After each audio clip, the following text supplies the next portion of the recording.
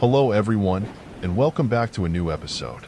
I know many of you use these videos to help you sleep, so before we begin, I thought it would be fun for everyone to say hello and leave a comment letting me know where in the world you're tuning in from. Your engagement really makes this channel special. And hey, if you enjoy getting your nightly dose of thrills and chills with us, why not hit that subscribe button below?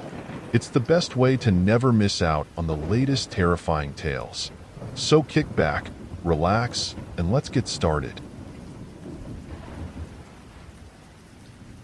The peeling for rent sign flapped in the damp breeze, the only color on the otherwise gray-toned building. Desperation had painted a pretty grim picture when it came to finding an affordable place in the city, and this ramshackle Victorian on the outskirts seemed to be the only option. The landlady, Mrs. Abernathy, was a frail woman with eyes that seemed to hold a lifetime of unspoken stories. She shuffled me through the dusty house, the air thick with the smell of mothballs and something faintly floral that sent shivers down my spine. The room I was to rent was on the third floor, a cramped space with a single, cobweb-draped window overlooking a neglected cemetery. The rent was suspiciously cheap, and Mrs. Abernathy had only one rule. Mind you don't touch anything in the locked room at the end of the hall. A perfectly reasonable request, or so I thought. Curiosity, however, is a persistent beast. One night, unable to sleep due to the rhythmic creaking of the house settling, I found myself drawn to the forbidden door. The lock was rusty, but with a little effort, it gave way. The room beyond was shrouded in darkness, the only light filtering in from a sliver of moon peeking through a boarded-up window. Taking a deep breath, I fumbled for my phone's flashlight. The beam sliced through the gloom, revealing a nursery, untouched for decades. A chipped rocking horse stood frozen mid-gallop, a faded floral wallpaper peeling from the walls. And in the crib, a porcelain doll with vacant eyes and a cracked porcelain face stared back at me. A sudden floorboard creak sent my heart hammering against my ribs. I spun around, the beam of the flashlight catching a figure standing in the doorway. Mrs. Abernathy, her frail form seemingly doubled in size, her eyes blazing with a fury that transcended her age. "Get out!" she rasped, her voice a chilling whisper. I fled. The image of the doll burned into my memory. The next morning, the room was locked again, the nursery untouched as if I had dreamt the whole thing. But the atmosphere in the house had changed. Whispers seemed to emanate from the walls, shadows danced in the corners of my vision. Sleep became a luxury I could no longer afford. One night, the whispers escalated into a child's laughter, echoing through the hallway. Panic clawed at my throat. I knew I had to get out. The following morning, I packed my bags, leaving a note for Mrs. Abernathy on the kitchen table. Just as I reached the front door, it slammed shut with a bang. Leaving so soon? Mrs. Abernathy stood behind me, her eyes gleaming with an unnatural light. In her hand, she clutched the porcelain doll from the nursery. Its cracked face seemed to stretch into a malevolent grin. "There's room for one more in the nursery," she croaked, a single tear tracing a path down her wrinkled cheek. I didn't wait to argue. I threw open the door and bolted, the chilling laughter of a child echoing in my ears as I ran, never to look back. The peeling for rent sign flapped in the wind, a silent invitation for the next unsuspecting soul. Absolutely. Here's another roommate horror story with a touch of the real. The commute was a nightmare, but the rent for this shared apartment was unbelievable. My new roommate, Sarah, was friendly enough, a med student perpetually buried in textbooks. The apartment itself was spacious, a converted floor above a quaint bookstore. The only quirk was a small, locked room tucked away at the very end of the hallway. Sarah nonchalantly mentioned it was the landlord's storage and strictly off limits. The first unsettling thing was the silence. The bookstore owner, Mr. Crowley, was a recluse who never set foot in the apartment. Yet, sometimes late at night, I'd swear I heard muffled chanting coming from the locked room. It sent shivers down my spine, but Sarah always brushed it off as the old pipes groaning. Then came the books. Every morning, a new book would appear on the coffee table, dusty, leather-bound volumes with cryptic symbols and languages I didn't recognize. Sarah claimed she hadn't seen them, but a flicker of unease crossed her face every time. One night, curiosity gnawed at me. Sarah was at the library, and the chanting from the locked room was louder than ever. I grabbed a bobby pin from my drawer, heart pounding. The lock gave way with a sickening click. Inside, the scene was straight out of a horror movie. Dim, flickering candlelight illuminated an altar draped in black velvet. Candlesticks held dripping wax, and strange symbols were scrawled on the walls in what looked like dried blood. The chanting was coming from a robed figure kneeling before the altar, Mr. Crowley. He spun around, his face a mask of rage. But the most horrifying part wasn't his fury, it was the books. They were the same ones that had been appearing on our table, opened, pages filled with the same symbols I'd seen on the walls, now glowing with an eerie light. Mr. Crowley lunged at me, his voice a guttural growl. Panic surged through me, and I slammed the door shut, fumbling with the lock. He screamed in frustration from the other side, the chanting growing louder, more desperate. I confided in Sarah, who listened, her eyes wide with horror. "He's a practitioner of the occult," she whispered, her voice trembling. "Those books, they're dangerous." We knew we had to get out, but leaving meant Mr. Crowley would know we'd seen his secret. The next few days were a blur of paranoia. Every creak, every shadow held a new terror. Then, a news report confirmed our worst fears. Mr. Crowley was missing, the bookstore mysteriously boarded up. The police never found him. Sarah and I moved, forever haunted by the chanting and the glowing symbols in the dark. The worst part? The final book on the table before we left. On the cover, etched in silver, were our names. It started with the packages. Small, anonymous deliveries arriving daily for my new roommate, Emily. At first, I figured online shopping gone wild. But the packages were always addressed in a stark, blocky font, no return address. Emily, a twitchy web developer with eyes that darted around the room like a cornered animal, wouldn't answer any questions about them. She'd just snatch the packages, mutter a tight thanks, and retreat to her room, the door slamming shut with a finality that sent shivers down my spine. The silence in the apartment was deafening, broken only by the relentless click-clack of Emily's keyboard late into the night. Sleep became a luxury I couldn't afford. One night, curiosity gnawed at me. A package arrived, a bulky cardboard box addressed simply to apartment 3B. Emily was out for the evening. Perfect timing. My fingers trembled as I sliced through the tape. Inside, nestled in packing peanuts, was a thick manila envelope. My heart hammered against my ribs as I pried it open. The contents weren't what I expected. It was a file, a thick dossier filled with newspaper clippings, police reports, and grainy photos.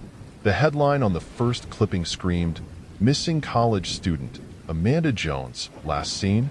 The photo below was a younger Emily, smiling brightly, a stark contrast to the haunted woman I shared an apartment with. A cold dread washed over me. The report spoke of a missing persons case, unsolved, the trail running cold years ago. The photos, they weren't just of Emily. They documented her life mirrored against Amanda's. Same college, same part-time job, even the same chipped coffee mug in one photo. Panic seized me. Was Emily Amanda? Was she hiding something dark? My mind raced with possibilities, each one more terrifying than the last. Just as I was about to call the police, the front door creaked open. Emily stood there, her face pale, eyes wide with a manic glint. She lunged for the file, her voice a desperate rasp. "Give it back." We grappled, the papers scattering across the floor. A photo slipped from the file, landing face up. It was us, me and Emily, a candid shot from a neighbor's security camera, taken just the day before. In my hand, I clutched a police report detailing a witness who claimed to recognize the missing girl living with a woman with twitchy eyes. My blood ran cold. Emily backed away, her face contorted in a mix of fear and defiance. "They'll never find me here," she whispered, her voice cracking. Then, with a swift, practiced movement, she grabbed a letter opener from the counter and held it to her throat. I was frozen, caught in a horrifying standoff. The silence stretched, broken only by our ragged breaths. I knew then that the real horror wasn't the mystery behind Emily. It was the knowledge that I was trapped with a desperate woman on the edge, and the next move could determine both our fates. The flickering neon sign outside my window cast an eerie glow on the dusty furniture in the rundown boarding house. Desperation had led me here, a place filled with the lingering smells of stale cigarettes and forgotten dreams. My new roommate, Agnes, was an enigma, a woman perpetually shrouded in a thick shawl, her face obscured by a veil that never seemed to leave her side. The only rule in this ramshackle place was to steer clear of the attic, a locked and bolted door at the very top of the creaky stairs. The first unsettling thing wasn't the whispers, those came later. It was the music. Every night, at precisely midnight, a hauntingly beautiful melody would seep through the floorboards, a melody played on a violin that tugged at my soul with a melancholic ache. Each note was raw with emotion, a story of sorrow and despair woven into the very fabric of the sound. Agnes would disappear into the night whenever the music played, returning at dawn, her veil pulled even lower, her silence thicker than ever. One particularly restless night, the melody reached a crescendo. Driven by a morbid curiosity, I tiptoed towards the attic door. The air grew heavy, a strange pressure building in my chest. Ignoring the pounding in my head, I pressed my ear against the cold wood. The music abruptly stopped, replaced by a muffled sob that sent a shiver down my spine. Suddenly, a voice, raspy and ancient, hissed right behind me. "Who dares disturb the lament?" I spun around, heart hammering in my chest, to see Agnes standing there, the veil finally lifted. Her face was a canvas of wrinkles, but her eyes, a piercing blue, held an ageless sorrow. In her bony hand, she clutched a weathered violin case. "It's the music," I stammered, my voice barely a whisper. "It's beautiful, yet so sad." A flicker of pain crossed her face. "It's a melody of regret," she croaked, her voice brittle with age. "A memory best left undisturbed." That night, she told me her story. Years ago, a young violinist lived in the boarding house, his music echoing through the halls. He fell in love with a woman who vanished without a trace, leaving him heartbroken. He poured his pain into his music until one fateful night, the melody abruptly stopped. He was never seen again. The next morning, the attic door was ajar. Inside, under a dusty sheet, lay a single object, a violin, aged and beautiful, its strings shimmering with an otherworldly light. Agnes looked at me, her eyes holding a silent plea. Taking a deep breath, I picked up the violin. As I drew the bow across the strings, a wave of emotion washed over me. It wasn't just the melody. It was the story, the heartbreak, the loss. Tears streamed down my face as I played, the music echoing through the boarding house, a lament not just for the lost violinist, but for all the broken hearts trapped within its walls. The next morning, Agnes was gone. The violin lay abandoned on my bed. The boarding house felt strangely quiet, the remnants of sorrow lingering in the air. Leaving the violin behind, I stepped out into the sunlight, a strange sense of peace settling over me. The music might have stopped, but the story, the reminder of love and loss, would forever resonate within the walls of the rundown boarding house.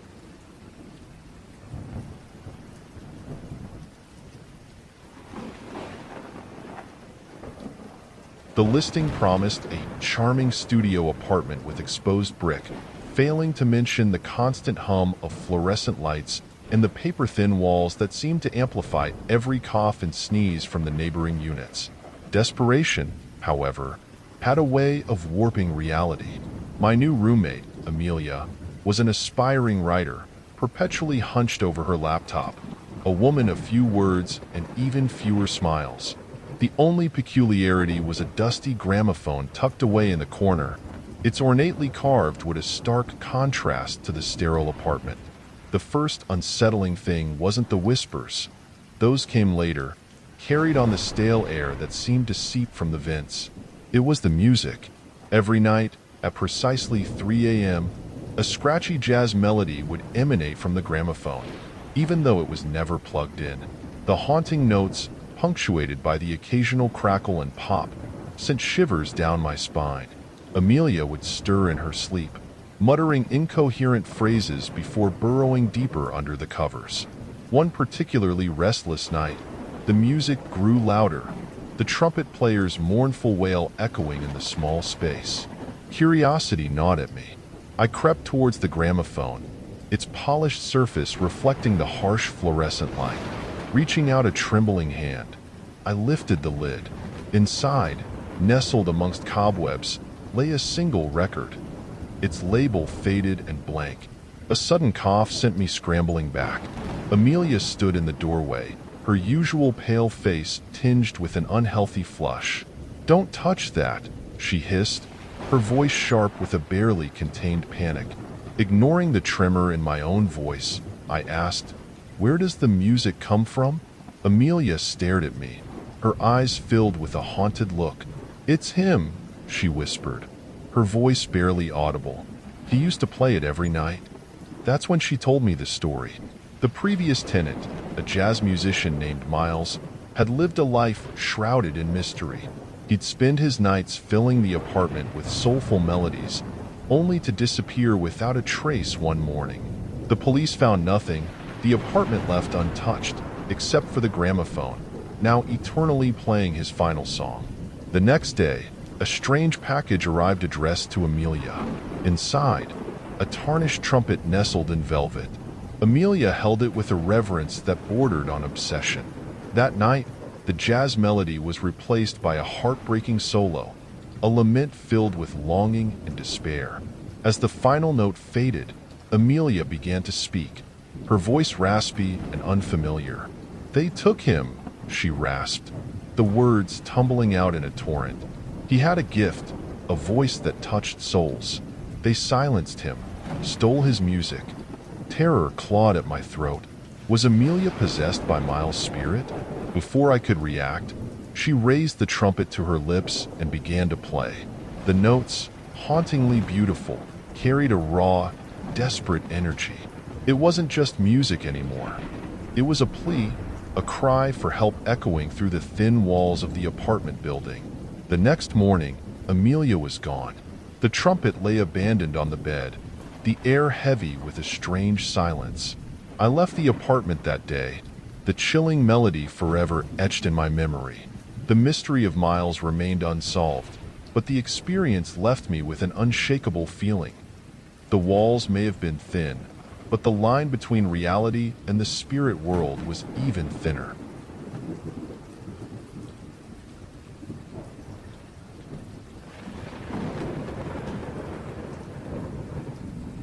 The peeling "For Rent" sign creaked in the salty breeze, the only splash of color against the weathered gray facade of the boarding house. Desperate for a place to crash after a nasty breakup, I took the gamble. The landlady, Mrs. Hawthorne, was a wisp of a woman with eyes that held the secrets of 1,000 storms. She shuffled me through the dusty, labyrinthine corridors, the air thick with the smell of mildew and something faintly sweet that sent shivers down my spine. The room I was to rent was tucked away at the end of a dead-end hallway, a cramped space with a single, grime-coated window overlooking a desolate stretch of beach. The rent was suspiciously cheap, with only one rule: don't touch anything in the locked room at the very end of the hall. A reasonable request, I thought, until the silence of the house started to get to me. The only other tenant, a reclusive artist named Edgar, kept himself locked away in his room, the rhythmic scrape of charcoal against canvas his only form of communication. One particularly restless night, The rhythmic crash of waves against the shore morphed into a mournful cry. Curiosity gnawed at me. Creeping down the hallway, I found myself drawn to the forbidden door. The lock was rusty, but with a little effort, it gave way. Inside, the air hung heavy with the salty tang of the sea and the scent of dried flowers. Moonlight streamed through a single, boarded-up window, casting long shadows across the room. It wasn't a storage room as I had expected, but a meticulously kept shrine. A weathered ship's wheel hung on the wall, its spokes adorned with seashells and fishing nets. A model ship, intricately crafted from driftwood and bone, sat proudly on a dusty table. But it was the diary lying open on the table that sent a jolt of fear through me. The faded ink spoke of a young sailor named Thomas, his longing for the sea, his love for a girl with eyes like the ocean, and his growing desperation as storms ravaged his ship and his crew dwindled. The last entry, scrawled in a frantic hand, was a heart-wrenching plea for salvation. A sudden creak from the hallway sent me scrambling for the door. My heart pounded in my chest as I slammed the lock shut, the image of the sailor's desperate plea flashing in my mind. Back in my room, the sound of the waves had transformed into a chorus of mournful wails. The next morning, the room was locked again, the shrine untouched. But the atmosphere in the house had changed. Edgar emerged from his room, his eyes haunted, his usual charcoal replaced by a paintbrush dipped in an unnatural shade of green. He began a mural on the wall opposite his room, a swirling vortex of sea and sky, a storm brewing in its center. As the days passed, the mural grew, an echo of the sailor's story unfolding on the wall. Edgar became withdrawn, muttering to himself in a language that sounded like the wind howling through rigging. The mournful wails at night grew louder, punctuated by the occasional terrified scream. One stormy night, the wails reached a crescendo. Fear, thick and suffocating, filled the air. Grabbing a flashlight, I burst into the hallway, drawn towards the sound. The door to the shrine was ajar, a faint green glow emanating from within. Pushing the door open, I was met with a sight that froze my blood. Edgar stood in the center of the room, his paintbrush dripping with the unnatural green paint. The mural had become a portal, a swirling vortex of wind and water. The sailor from the diary stood on the other side, his face etched with desperation. Before I could react, Edgar raised his brush, his voice a guttural growl. "He belongs to the sea," he screamed. And with a final flourish, the portal pulsed and the sailor was sucked through. The storm outside reached its peak, the wind howling like a banshee. The lights flickered and died, plunging the house into darkness. A hand clamped over my mouth, stifling my scream. "Don't let anyone else in," Edgar's voice rasped in my ear. The storm raged on for hours, the house creaking and groaning under the assault. When the first rays of dawn finally broke through the boarded-up window, the room was silent. Edgar was gone, the room empty except for the mural, now depicting a calm sea under a clear sky. I fled the boarding house that day, the taste of salt still clinging to my lips, the image of the sailor's desperate face forever burned into my memory.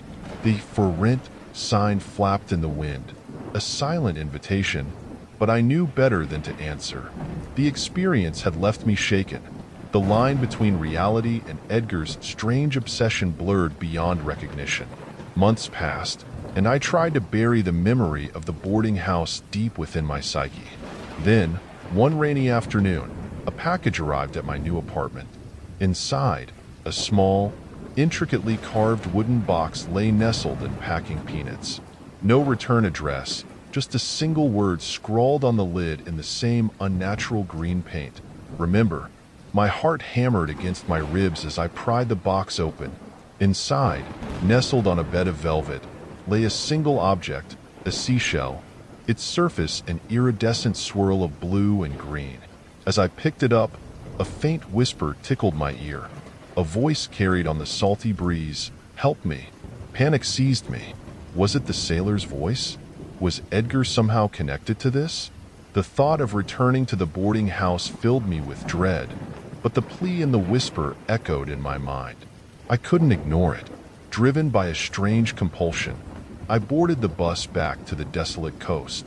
The boarding house looked even more weathered than before, the paint peeling in larger patches, the windows boarded up like empty eyes. With a deep breath, I approached the door, the "For Rent" sign swaying ominously in the wind. The landlady, Mrs. Hawthorne, looked older, frilier, but her eyes still held the same haunted glint. She ushered me inside without a word, the familiar scent of mildew and sweetness wrapping around me like a shroud. This time, she led me not to a room, but down to the basement, a place I hadn't seen before. The air here was thick and stagnant, the only light filtering through cracks in the boarded-up windows. In the center of the room, a large, ornately carved chest rested on a dusty pedestal. "He needs to be set free," Mrs. Hawthorne rasped, her voice a dry whisper. "The sea holds him captive, and Edgar's portal, it only trapped him further." Understanding dawned on me. Mrs. Hawthorne, perhaps tied to the sailor through some unknown past, had used the boarding house to lure someone, anyone, who could help. Taking a deep breath, I approached the chest. A series of intricate carvings adorned its surface, depicting waves and ships intertwined. My fingers traced the patterns, a sense of guidance washing over me. Following an instinct I couldn't explain, I placed the seashell on a specific indentation on the lid. The room pulsed with a strange energy. The carvings on the chest glowed an ethereal green, and the air crackled with unseen power. Then, with a deafening boom, the chest burst open, a wave of cold, salty air washing over me. A figure materialized within the chest, the sailor from the diary, his form solidified, his eyes filled with a mixture of gratitude and confusion. Mrs. Hawthorne, tears streaming down her wrinkled face, reached out to him, a lifetime of unspoken words hanging in the air. The sailor turned to me, a flicker of recognition in his eyes. "Thank you," he rasped, his voice rough with the sea. Then, with a final, grateful look at Mrs. Hawthorne, he shimmered, his form dissolving into a swirling vortex of sea and sky. The vortex grew, encompassing the entire room, before collapsing in on itself, leaving behind only an echoing silence. Mrs. Hawthorne slumped to the floor, a peaceful smile gracing her lips for the first time. I helped her up, a strange sense of closure settling over me.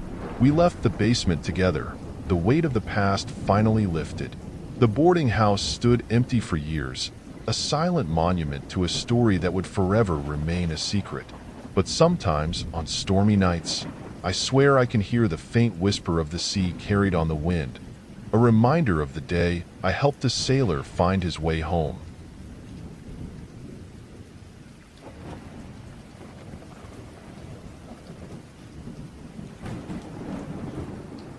The grand Victorian house loomed over me, its silhouette a jagged maw against the bruised twilight sky. A "For Rent" sign creaked ominously in the wind, the only splash of color against the peeling gray facade. Desperate for a place to stay after a falling out with my family, I took a deep breath and pushed open the groaning iron gate. Mrs. Abernathy, the landlady, was a gaunt woman with eyes that held the weight of 1,000 unspoken tragedies. Her voice, a dry rasp, echoed through the cavernous hall as she showed me around. The air hung heavy with the smell of dust and something floral, a cloying sweetness that sent shivers down my spine. The room I was to rent was tucked away at the very end of a dimly lit corridor, a cramped space with a single, boarded-up window overlooking a neglected graveyard. The rent was suspiciously low, with only one peculiar rule: never open the ornately carved wardrobe at the back of the room. A seemingly harmless request, I thought, until the silence of the house began to gnaw at me. The only other tenant was a reclusive writer named Edgar, a man whose gaunt face seemed permanently etched with a mask of worry. His only interaction with the outside world was the rhythmic clatter of his typewriter, a constant counterpoint to the creaking of the old house. One particularly restless night, the silence morphed into a heart-wrenching melody, a mournful violin sonata that seeped through the walls. Curiosity, a relentless beast, gnawed at me. Creeping towards the forbidden wardrobe, I ran my fingers along its intricate carvings, each one depicting a scene of a bustling marketplace, bustling with life. Ignoring the prickling sensation on my skin, I grasped the ornate handle and pulled. The room dissolved into a swirling vortex of light and sound, transporting me to the very scene depicted on the wardrobe door. The air was thick with the aroma of spices and exotic fruits, the cacophony of a bustling marketplace filling my ears. A young woman, her eyes filled with a haunting familiarity, stood amidst the throng, a violin cradled in her arms. As she began to play, the melody that had haunted me in the house echoed through the marketplace. But this time, it wasn't melancholic. It was a song of joy, of life pulsating through the vibrant city. Suddenly, a rough hand clamped over my mouth, stifling a scream. A burly man, his face etched with greed, ripped the violin from the woman's grasp. Panic surged through me as he shoved her aside, his eyes gleaming with malicious intent. Before I could react, the world swirled again, depositing me back in the dusty room, the wardrobe door slamming shut with a resounding bang. My heart pounded in my chest, the echo of the woman's scream lingering in my ears. Was this just a vivid dream, or something more? The next morning, the wardrobe remained stubbornly shut, the marketplace scene replaced by the familiar carvings. But the atmosphere in the house had shifted. Edgar, his eyes wide with terror, stammered about a spectral melody and a woman in white. His typewriter remained silent, replaced by a frantic scratching of charcoal on paper. Days blurred into weeks, the melody returning each night, each time accompanied by a new scene from the woman's life stolen through the wardrobe door. A joyous wedding celebration, a tender moment with a young child, the despair of a love lost. With each scene, the woman's story unfolded, a tale of stolen talent and a life tragically cut short. One storm-racked night, the melody transformed into a chilling lament. The woman, her face etched with anguish, played a final, heart-wrenching note before collapsing to the ground. A figure, shrouded in darkness, loomed over her, the stolen violin clutched in his hand. The world swirled, and I found myself back in the room, a primal scream tearing from my throat. This time, the wardrobe door remained ajar, a faint, sickly sweet scent emanating from within. Fear warred with a newfound determination. I had to help the woman, to right the wrongs of the past. Armed with a flashlight and a deep breath, I stepped into the wardrobe. The air grew thick and oppressive, the cloying sweetness nearly suffocating. The marketplace scene had transformed into a desolate alleyway. The woman's lifeless body sprawled on the cobblestones. The man from my vision stood over her, the stolen violin held high. Before he could escape, I lunged at him, my cry echoing through the confined space. A struggle ensued, the man's strength fueled by some unseen force.